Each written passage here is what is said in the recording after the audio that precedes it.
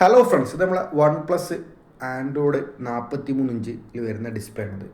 CCPD എന്നുള്ളൊരു ബ്രാൻഡിൻ്റെ 43 inch 2K display ആണ് ഇത് വരുന്നത്. ഇത് കസ്റ്റമർ നമ്മുടെ അടുത്ത് ഈ സെറ്റ് ഡിസ്പ്ലേ റീപ്ലേസ് ചെയ്യണമെന്ന് പറഞ്ഞ് വന്നതായിരുന്നു.